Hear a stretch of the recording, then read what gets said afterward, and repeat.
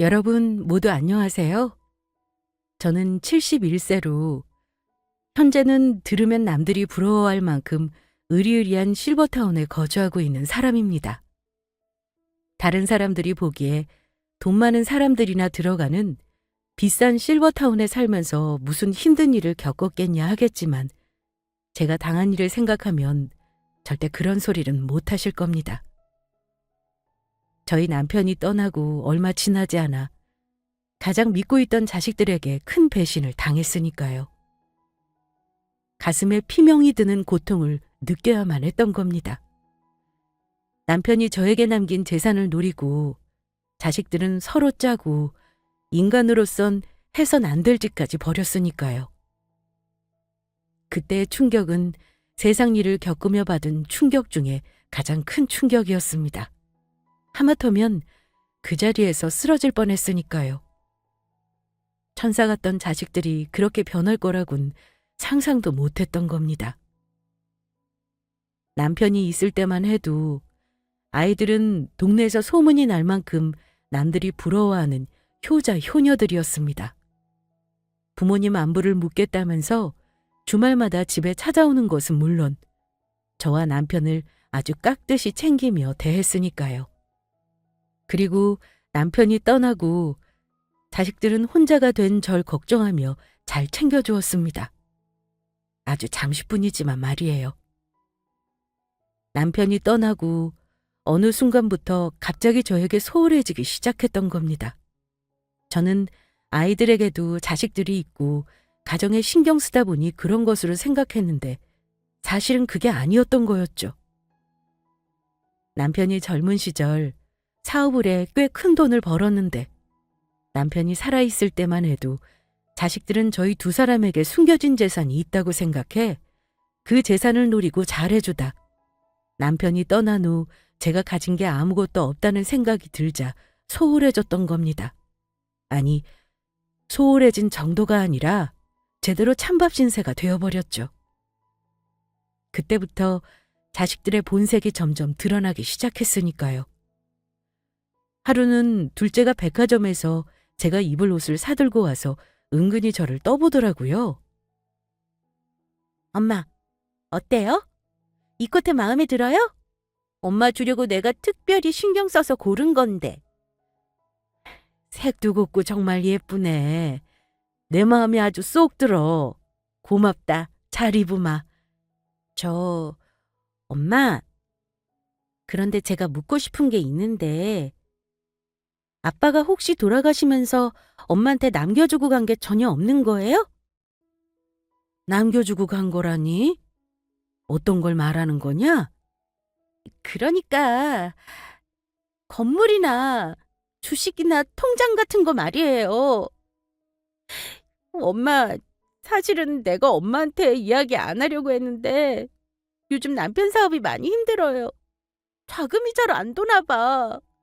이러다가는 그 사람 회사 망할지도 모르겠어요. 아휴, 백서방이 사업이 많이 힘든가 보네. 그런데 이걸 어쩌지? 딸, 엄마가 돈이라도 있으면 도와주면 좋은데 가진 게 하나도 없다. 엄마, 저 진짜예요? 정말로 가진 게 하나도 없어요? 그래. 한마디로 말하자면 엄마 완전 알거지다. 네 아빠 살아있을 때 들어놓은 연금으로 생활하고 있는 거 너도 알고 있잖니. 딸 미안하다. 아무것도 도와주지 못해서. 엄마, 저 이만 바빠서 이만 가볼게요. 사실 이 코트는 엄마 입으라고 산 게 아니고 저 입으려고 산 거예요. 그러니까 제가 다시 가져가요. 그리고 백서방 사업 힘든 거 아니니까 걱정하지 않으셔도 돼요. 그냥 해본 농담이에요. 저 앞으로는 바빠서 친정에 자주 찾아오지 못할 것 같아요. 그러니까 당분간 연락하지 마세요. 남편이 물려준 재산이 없어 알거지란 저의 말에 돌변한 딸아이를 보며 전 적잖이 충격을 받았습니다. 하지만 그날 이후 달라진 건 딸뿐만이 아니었습니다. 변한 것은 아들인 저희 첫째도 마찬가지였으니까요.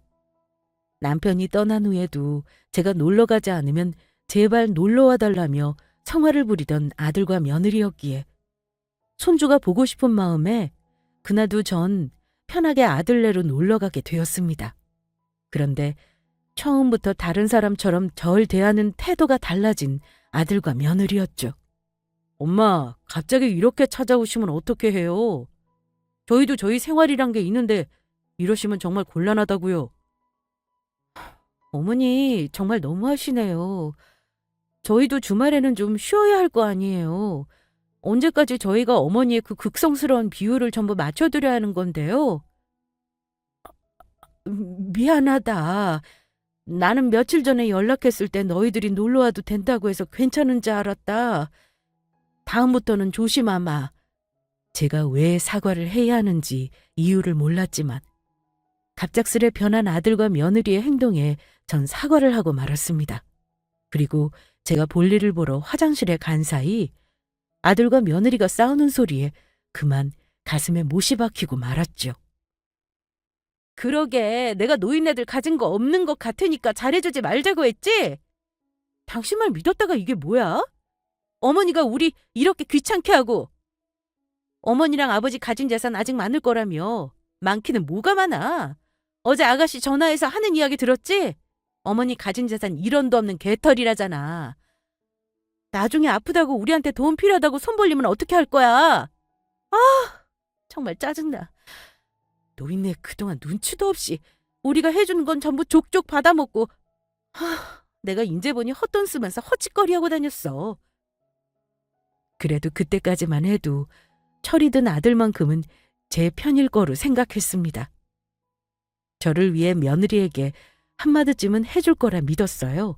그러나 아들의 한마디에 제 가슴은 와장창 무너졌습니다. 내가 뭐 이렇게 될 줄 알았나? 짜증나는 건 나도 마찬가지라고. 노인네들 재산 없는 거 알았으면 내가 뭐하러 그동안 투자를 하며 잘해줬겠냐고. 이번에 확실하게 말해서 다음부터는 아예 우리 집 찾아오지 말라고 해야겠어. 그러면 엄마도 무슨 뜻인지 알아듣겠지. 딸아이가 그럴 때도 참을만 했는데 노골적인 아들의 말에 전 화장실에 터져나오는 울음을 꾹 참고 눈물을 흘렸습니다. 바닥에는 제 눈물이 뚝뚝 떨어졌죠. 그리고 전 그날 집으로 돌아가 남편의 사진을 붙잡고 울었습니다. 여보, 애들이 어떻게 나한테 이럴 수 있어. 내가 지들을 어떻게 키웠는데 지 엄마한테 이래. 그러나 자식놈들은 모르고 있었을 겁니다. 사실 남편이 자식들 몰래 저에게 남기고 간 꽤 많은 재산이 존재한다는 것을요. 남편은 저희 두 사람의 노후를 걱정해 자식들 몰래 재산을 모아두었었거든요. 우리 둘이 늙어서 쓰게 될 비상금이나 마찬가지니 절대로 자식들이 알게 해서는 안 된다고 늘 저한테 신신당부했던 돈이기도 합니다. 남편은 젊은 시절부터 사업을 하면서 고생을 해서인지 굉장히 지혜로운 사람이었거든요. 그래서 남들이 한 수를 생각할 때 앞서 10수는 생각하는 비상한 사람이었어요. 그런 모습에 반해 그 당시 아무것도 가진 것 없는 남편을 믿고 결혼을 했던 것이고요. 지금 상황을 보니 남편의 판단이 틀리지 않다는 생각이 들더라고요. 그래서 저는 남편처럼 머리를 써서 꽤 하나를 냅니다. 부모로서 자식들을 의심해서는 안 되는 일일지도 모르겠지만 최근 자식들의 행동은 결코 제가 믿을 수 있는 모습들이 아니었으니까요. 자식들이 정말 제가 더 늙어서까지 믿고 의지할 수 있는 아이들인지 마지막으로 기회도 줄 겸 제 두 눈으로 직접 확인하기로 한 것입니다. 그래야 어떤 결론이 나든 남편까지 떠나 혼자가 된 제가 미련 없이 제 남은 인생을 잘 준비하며 살 수 있을 테니까요. 그래서 전 주말 아이들에게 중대 발표가 있다고 모여달라고 이야기를 했죠. 그리고 병원 약봉지를 옆에 끼고 이불 위에 누워 다 죽어가는 신용을 했습니다. 그리고 심각한 표정으로 아이들에게 말했습니다. 병원에서 그러는데 내가 위암이라고 하는구나. 그래서 수술하고 나면 앞으로는 혼자 생활하기 힘들 것 같으니 자식들에게 말해 같이 사는 게 좋을 것 같다고 그런다. 너희들이 엄마랑 같이 살면서 잘 도와줄 수 있는 거지? 그런데 제가 아프다는 이야기에 자식에게 나오는 반응은 정말로 기가 찼습니다. 그 전의 일들로 그리 큰 기대는 하지 않고 있었지만 제 부모가 아프다는 말에 슬퍼하기는커녕 어떻게든 저를 서로 떠밀며 모시지 않기 위해 애쓰는 모습이었으니까요. 엄마는 그동안 건강관리를 어떻게 했기에 갑자기 아픈 거예요? 그러게 평소 관리 좀 잘하지 그러셨어요. 이게 다 엄마가 몸조리 제대로 못해서 생긴 거잖아요. 그래놓고 인제 와서 저희 보고 책임지라는 거예요? 오빠 말이 맞아요. 엄마가 제대로 건강관리 못해서 아파놓고 자식들인 저희 보고 돌봐달라는 건 좀 아니죠. 요즘 남편 사업도 힘들고 아이들도 한창 크는 때라 전 엄마 모시기 힘들 것 같아요. 정 안 되면 엄마 오빠네 집에 가서 살든지 아니면 요양병원에 들어가든지 하세요. 병원비 들어가는 건 엄마 연금 나오는 것도 있고 이 집 팔아서 쓰면 되겠네. 야, 왜 아픈 엄마를 나한테 떠밀고 그래? 나도 엄마 못 모신다고. 집사람이랑 의논도 해야 하고 이 사실 알면 난리 날걸? 건강한 것도 아니고 아파서 나이든 늙은 부모 모시면서 사는 게 쉬운 일인 줄 알아? 참을 수 없는 분노에 전 몸이 부르르 떨렸습니다. 자기들 아쉬울 때는 그렇게 찾아와 도와달라고 손을 벌리더니 지 부모가 아프다는 말에도 걱정은커녕 서로 모시기가 싫어 서로에게 밀며 오히려 제 탓을 하며 화를 내고 있었으니까요. 그래서 저는 화가 나 자리에서 벌떡 일어나 말했어요. 나도 너희 같은 것들 필요 없다. 나 아프다는 거 전부 뻥이다. 이 약들도 병원에서 가벼운 위험이 있다고 해서 받아온 거야. 내가 아프다고 하면 너희들이 어떻게 반응하는지 보려고 그랬던 건데 니들이 부모가 아프다는데 걱정은커녕 어떻게 내 탓을 할 수 있니? 입을 거 못 입고 먹을 거 못 먹고 고생하면서 키워놨더니 고작 돌아오는 게 이거냐? 내가 자식들을 헛 키웠구나. 헛 키웠어. 그리고 나도 니들 도움 필요 없어. 미안하지만 사실 나한테도 니들 아빠가 나한테 남겨준 돈이 있거든? 그것도 20억. 앞으로는 그 재산으로 나 혼자 잘 먹고 잘 살 생각이니까 서로 없는 사람처럼 각자 살도록 하자. 그런데 제가 남편이 남겨준 재산이 있다는 말에 자식들이 보인 반응은 더욱 황당한 것이었죠. 조금 전까지 서로 모시기가 싫다며 싸우더니 이젠 서로 절 모시겠다면서 나선 것입니다. 아빠가 엄마한테 남긴 재산이 있었다고요? 그것도 20억이나? 엄마 그런 재산 있었으면 진작 말씀하시지 그랬어요. 그러면 이렇게 우리가 소홀히 하는 일도 없었을 텐데. 그러면 제가 엄마 모실게요. 대신 아빠가 남기신 그 재산 저한테 전부 주셔야 해요? 그게 무슨 소리야? 엄마, 제가 엄마 모실게요. 엄마 재산 있다고 하면 집사람도 허락할 거예요. 그 대신 엄마 재산 동생 말고 제 앞으로 전부 해주세요. 그러면 엄마 재산 언제 주실 거예요? 아니, 앞으로 영원히 너희들에게 못 줄 것 같은데? 원래는 나도 너희들한테 물려줄까도 했는데 이제 보니 안 되겠다. 네 아빠가 나한테 넘기신 재산 니들한테 1,000원 한 장 줄 생각 없어졌어. 조금 전까지 나 못 모시겠다고 난리치던 것들은 어디 간 거야? 네 엄마가 돈 좀 있으니까 이제와 모시겠다는 거냐? 내가 뭘 믿고 내 재산을 너희들에게 줘? 니들이 내 뒤통수를 어떻게 칠 줄 알고. 너희 그동안 아빠 돌아가시고 나 가진 것 없는 늙은이라고 생각하니 무시했었지? 네 아빠가 나한테 남긴 재산 내 쓸 만큼 전부 쓰고 전부 사회에 환원할 생각이다. 엄마, 저희가 잘못했어요.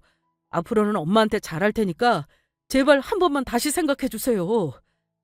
사실은 제가 말은 그렇게 했어도 집에 가서 집사람이랑 엄마 모시자고 이야기하려고 했다고요. 엄마 저 모르겠어요? 저 엄마한테 하나밖에 없는 소중한 아들이라고요.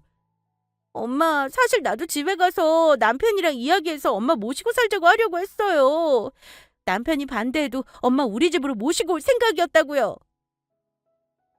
전부 그 지저분한 주둥이 닥치지 못하겠어? 니들 앞으로 내 새끼 아니니까 당장 내 집에서 나가. 좋은 말 할 때 전부 나가라고! 알겠어요. 오늘은 일단 갈게요. 그래도 엄마, 앞으로 나랑 엄마 손주들 보려면 엄마가 어떻게 행동해야 하는지 알고 계시죠?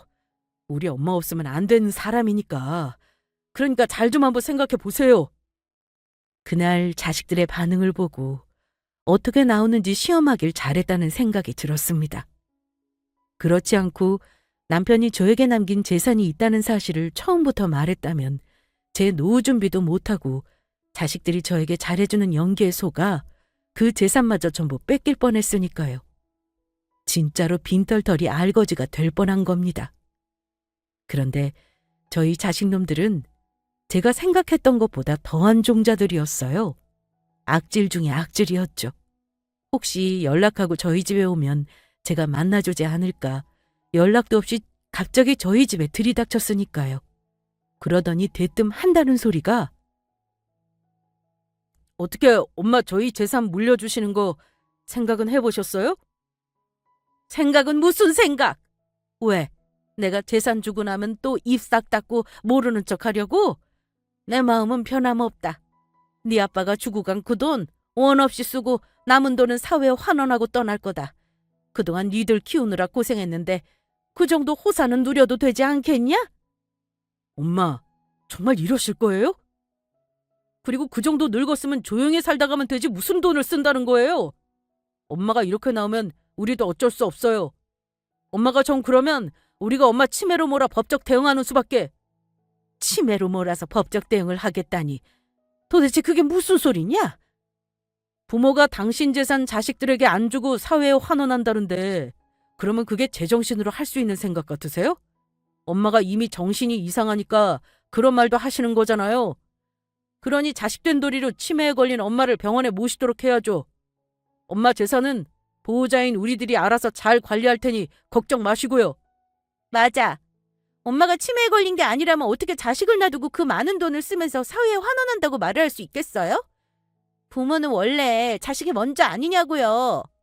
엄마가 이렇게 자식들을 먼저 버리는데 우리라고 엄마 굳이 챙겨드리면서 돌봐줄 필요 없는 거잖아요. 뭐? 그러니까 니들 말은 지금 내가 네 아빠가 남긴 재산을 너희들에게 나눠주지 않으면 나를 치매로 몰아 병원에 강제로 쳐넣고 내 재산을 전부 빼앗겠다는 거냐? 지금 니들 낳아줄 엄마를 협박하는 거냐고? 인제 보니 니들끼리 만나 내 재산 어떻게 뺏을지 착당하고 온 거였어. 니들이 도대체 날 언제 챙기고 돌봐줬다는 거야? 지금까지 이 나이 먹도록 니들 힘들 때마다 돌보고 챙겨줬던 게 바로 나랑 네 아빠였다. 니들만 아니었어도 네 아빠랑 나 떵떵거리며 잘 살았어, 이 불효막심한 것들! 그러니까 좋게 좋게 말할 때 아빠가 남긴 재산 내놓으시라고요. 엄마 진짜 있는 재산 전부 빼앗기고 요양병원에 가고 싶으신 거예요? 엄마가 계속 이렇게 나오시면 제가 어떤 요양병원을 보내게 될지 기대하시는 게 좋을 거예요. 시골 깡촌에 아무도 찾아오지 않는 시설도 엉망이고 밥도 제대로 안 나오는 곳으로 확 보내버릴 테니까. 오빠 말이 맞아요.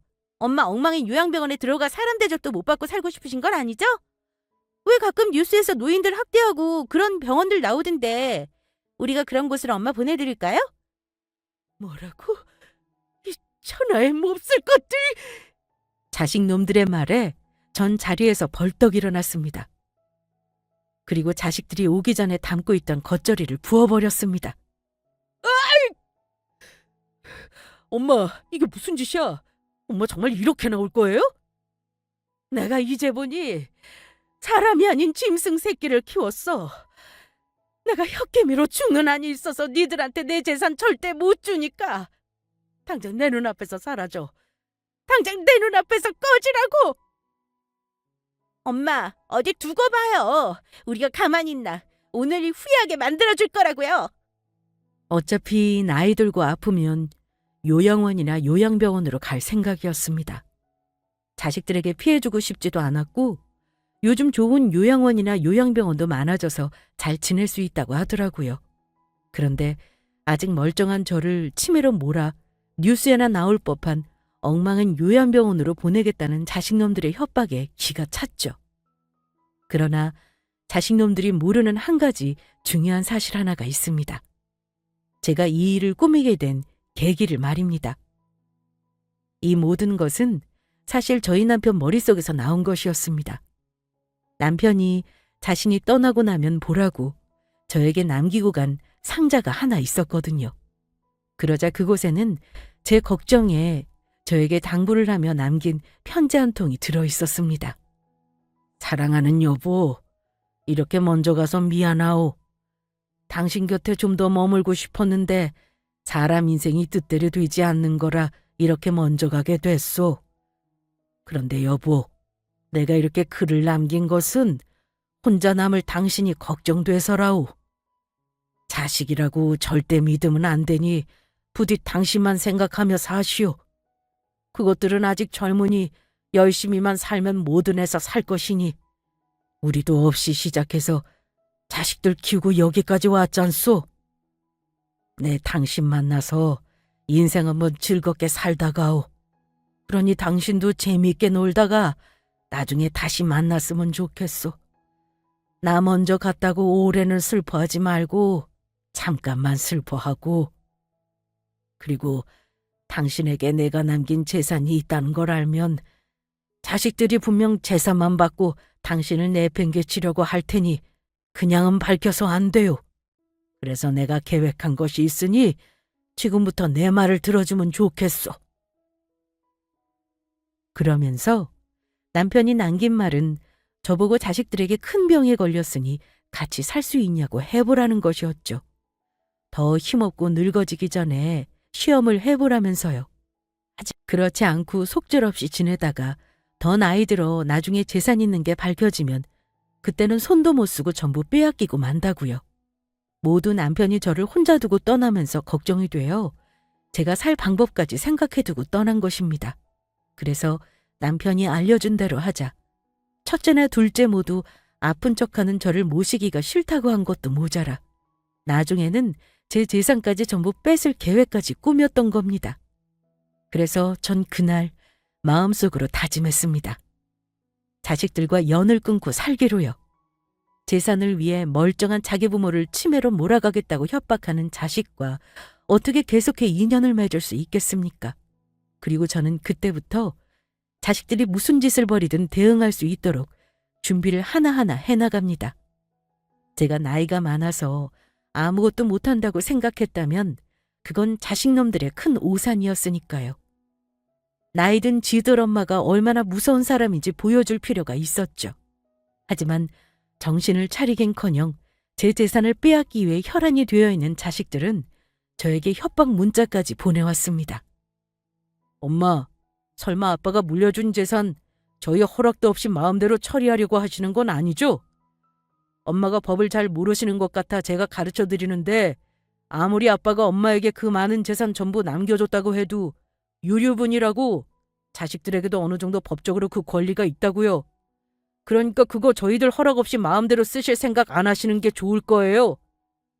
엄마가 아무리 아빠가 남기신 재산 우리한테 주기 싫다고 발버둥 쳐봤자 소용없을 테니까 요양병원 갈 준비는 잘하고 계시라고요.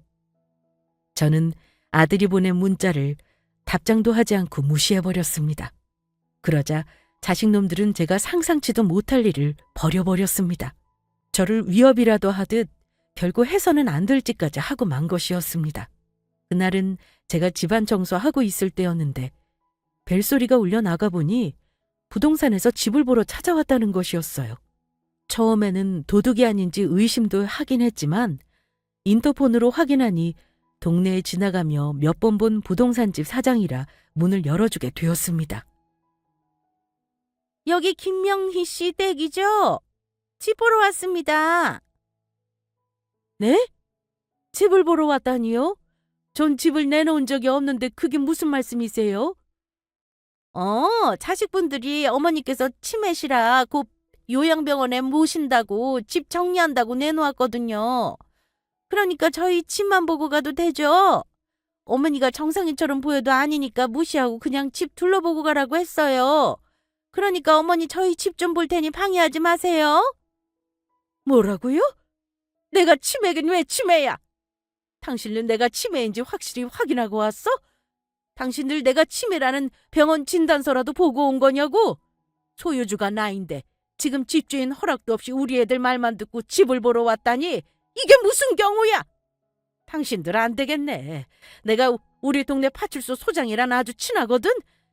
지금 당장 파출소 소장에게 전화해서 당신들 무단 침입으로 신고하기 전에 당장 내 집에서 나가.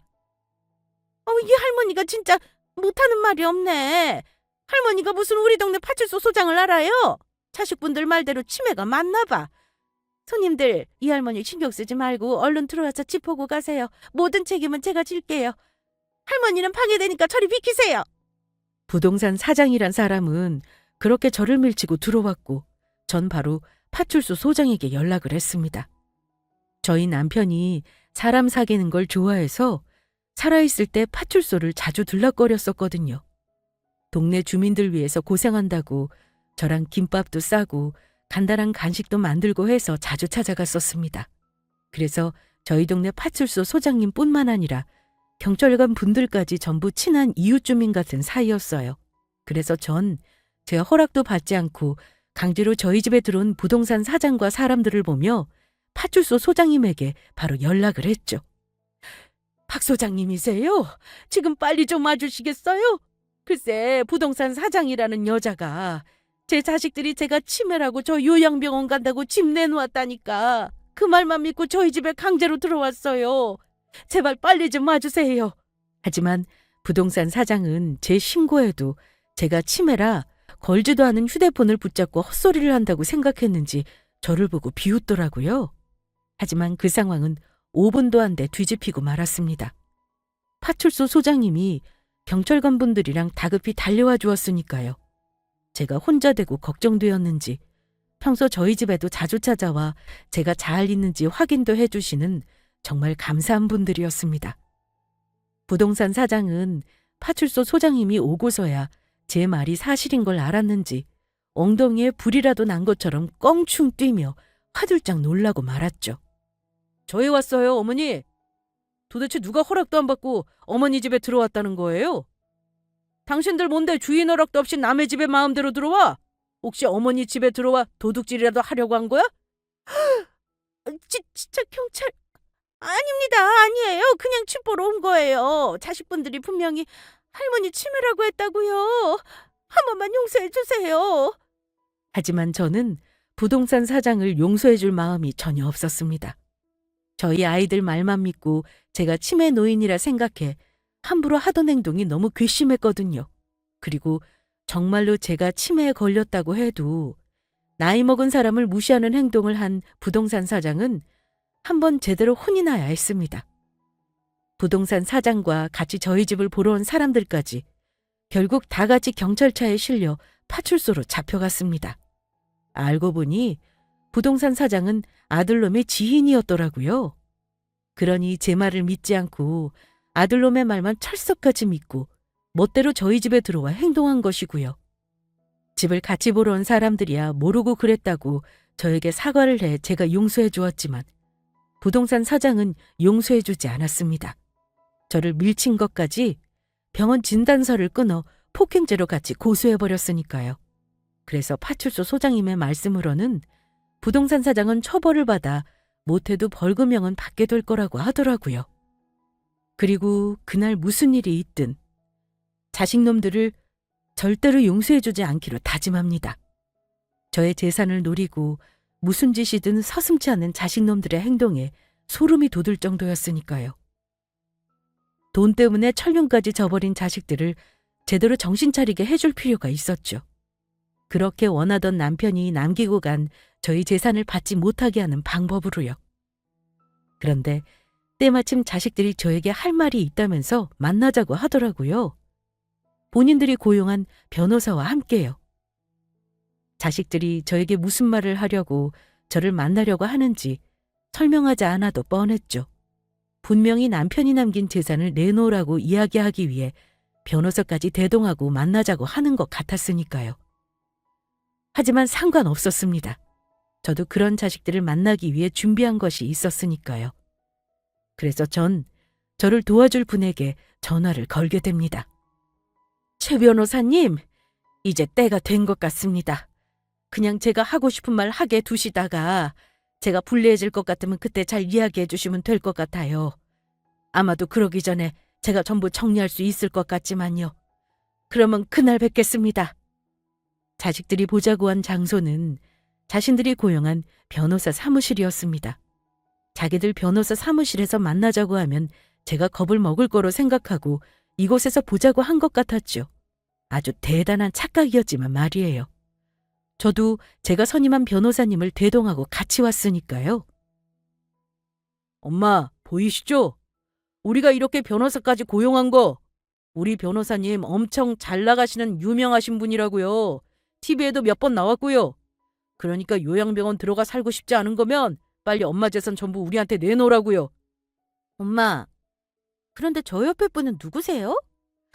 엄마처럼 늙으신 분이 어디서 변호사 선임할 방법은 생각지도 못했을 테고. 왜? 법 좀 잘하는 동네 사람이라도 데리고 온 거예요? 어차피 그래봤자 우리 변호사님이랑 비교도 안 될 텐데. 내가 왜 변호사를 선임할 줄 몰라? 너는 그렇게도 보는 눈이 없냐? 딱 보면 모르겠어? 내가 고용한 변호사님이시다. 엄마가 변호사를 선임해 봤자죠. 어디서 능력도 안 되는 싸구려 변호사나 데리고 왔겠지. 그러자 제 부탁에 아무 말 없이 가만히 있던 변호사님이 자신의 명함을 바로 저희 딸 앞에 내밀더라고요. 그리고 변호사님의 명함을 확인한 순간 딸이며 아들이며 제대로 당황하고 말았죠. 여기 로펌 오빠 엄청 유명한 곳 아니야? 우리 변호사님 사무실보다 더 유명한 곳 아니냐고. 우리나라 5대 로펌이잖아. 엄마가 여기 변호사님을 어떻게... 여기 수익료도 비싸서 아무 사건이나 안 받아줄 텐데? 니들 너희 아빠 돌아가시고 나 아무 힘없는 줄 알고 무시했었지? 그런데 이걸 어쩌냐. 내가 니들 생각보다 발이 넓고 능력이 좀 되거든. 사실 제가 선임한 변호사님은 자식 녀석들 때문에 힘들어하는 걸 알고 파출소 소장님께서 저에게 소개해 준 분이셨습니다. 알고 보니 파출소 소장님 동생분이 유명한 변호사 로펌에서 일을 하고 있었던 겁니다. 그래서 제 사정을 듣고 제가 변호사를 구한다는 말에 가만히 있을 수 없어 동생분에게 부탁을 해 도와주게 되었던 거죠. 하지만 저희 변호사님을 보고 당황한 것도 잠시, 자식들은 다시 뻔뻔하게 큰 소리를 치고 나왔습니다. 그런데 엄마, 아무리 엄마가 잘 나가는 로펌 변호사 선임해봤자 아무 소용없다는 거 모르세요? 제가 우리 변호사님한테 물어서 전부 알아봤다고요. 어차피 법적으로 엄마는 우리를 결코 이길 수 없어요. 그러니까 좋은 말 할 때 아빠가 물려주신 재산 내놓으시죠. 우리가 엄마한테 유류분 반환 청구 소송하면 어차피 엄마 재산 일부는 저희한테 주게 되어 있다고요. 엄마 정말로 치매로 병원에 입원하고 싶으신 거예요? 엄마가 재산 전부 사회에 환원한다고 해도 엄마 치매인 거 밝혀지면 전부 무효되는 거 모르세요? 어디서 아까부터 계속 개소리야? 너희들만 변호사 있는 줄 알아? 나야말로 우리 변호사님한테 전부 알아보고 왔어. 우리 변호사님은 내가 니들한테 1,000원 한 장 안 줘도 된다고 하던데 내가 가지고 온 이거나 확인하고 말해. 저는 변호사님과 준비한 서류 봉투를 자식들에게 내밀었죠. 그리고 서류 봉투 안에는 자식들이 도와달라는 명목으로 그동안 저와 남편에게 돈을 뜯어가거나 빌려갔던 증거들이 전부 들어 있었습니다. 남편이 자식들에게 주면서 전부 꼼꼼히 증거들을 모아두었거든요. 문자랑 통화 내용과 통장 내역, 차용증 등 아주 다양하게요. 이거 보이냐? 이미 니들한테는 진작 우리가 가지고 있던 재산 절반 이상을 줬기 때문에 니들이 1,000번이든 10,000번이든 유류분 반환 청구 소송한다고 해도 아무 소용없어. 그리고 마지막으로 니들 내가 재산 안 주면 치매로 병원에 입원시킨다고 했지? 그런데 이걸 어쩌나? 내가 우리 변호사님 조언대로 직접 병원 가서 검사해서 치매 아니라는 건강하다는 진단서까지 받아왔는데 그리고 마지막으로 이거 잘 보고 읽도록 해라. 네 아빠가 나한테 남기신 편지랑 유언장이니까. 남편은 사실 저에게 편지만 남겼던 것이 아니었습니다. 만약의 경우를 대비해 유언장까지 남겼던 것이었죠. 자식들은 남편이 남긴 편지와 유언장을 읽자 얼굴이 시퍼렇게 질려서 어쩔 줄 몰라 했습니다. 이건 네 아빠가 남긴 편지랑 유언장이다. 거기 유언장에 나와 있지? 이미 너희들에게는 유류분 이상의 재산 전부 나눠줬고 더 이상 줄 돈 없다고. 그러니 전부 나한테 남긴다고. 그리고 니들이 제대로 나 모시지 않으면 니들 아빠가 나한테 남긴 재산으로 고급 실버타운 들어가 편하게 살면서 먹고 싶은 거 사 먹고 사고 싶은 거 전부 사고 돈 펑펑 쓰고 남은 돈 전부 사회에 환원하라고 그렇게 쓰여 있는 거 확인했냐? 나는 네 아빠 말대로 한 것밖에 없다. 그 유언장 네 아빠가 돌아가시기 전에 이미 공중까지 전부 받아놓은 거다. 한마디로 너희 아빠 말은 너희들에게 줄 돈 다 줬으니 나 제대로 모시지 않거든 남은 내 재산 절대 너희들에게 주지 말라는 이야기였어. 아이들은 제가 보여준 남편의 편지와 유언장을 믿기지 않는지 한참을 확인하다가 자기들 변호사에게 물어보더라고요. 변호사님, 정말이에요? 정말 엄마가 지금 가지고 있는 저희 아빠 재산에 대해 저희는 아무 권리도 없는 거냐고요? 아니야, 그럴 리 없어. 왜 우리에게 권리가 없어? 변호사님 아니죠? 그래도 저희에게 어느 정도 권리는 있는 거죠? 절반의 절반이라도요. 왜 이 부분에 대해 두 분 저에게 말씀해 주시지 않은 겁니까? 이미 부모님께 유류분으로 받을 재산 전부 받으셨다고요. 그러면 제가 두 분이 의뢰하신 일은 진작 받지 않았을 텐데요. 그리고 저한테는 어머니가 정신적으로 문제가 있고 치매라서 아버지가 물려주신 재산을 자꾸 사기당하고 함부로 쓰셔서 그 전에 본인들 권리를 찾기 위해서라며 저에게 도와달라고 찾아오셨던 거 아닌가요? 그런데 여기 진단서 보면 어머니 치매도 아니고 아주 건강하신데 지금 위법이라도 저질러서 어머니 재산 빼앗고 강제로 병원에 입원시키려고 한 겁니까? 그러면 그 전에 저에게 어머니 병원 진단서라고 가지고 왔던 증거들은 뭡니까? 그거 전부 위조했던 거예요? 이 사람들이 정말 미쳤나? 당신들 이거 전부 범죄라고! 범죄라는 말에 아이들은 자기들이 선임한 변호사를 붙잡고 놀라 사과하더라고요. 죄송합니다. 그냥 저희는 저희 권리를 찾으려고 한 건데 범죄가 될 거라고는 상상도 못했다고요. 맞아요. 저희는 범죄인지 모르고 그랬던 거예요. 이 사람들이 지금 누굴 바보로 하나? 범죄인 줄 모르긴 뭘 몰라? 정신 제대로 박힌 사람이라면 누구라도 아는 사실이라고. 당신들 내가 고소하기 전에 당장 내 사무실에서 나가. 그리고 마지막으로 이야기하는데 당신들 어머니 재산에 대한 어떠한 권리도 없어. 자기들 편을 들어줘야 하는 아이들이 선임한 변호사까지 화를 내며 제 편을 들고 나서자 자식놈들은 저에게 매달리기 시작했어요. 제 앞에서 무릎까지 꿇고 싹싹 빌면서 말이에요. 엄마, 저희가 잘못했어요. 그러니까 용서해 주시고 저희들 한 번만 받아주시면 안 돼요? 앞으로는 제가 엄마한테 잘할게요. 아니다. 엄마, 저희 집으로 오세요. 제가 집사람한테 말해서 엄마 모시고 살게요. 아니에요, 엄마. 엄마 재산만 누리던 오빠를 어떻게 믿고요. 제가 엄마 모시고 살게요. 엄마 딸이 저만 믿으라고요.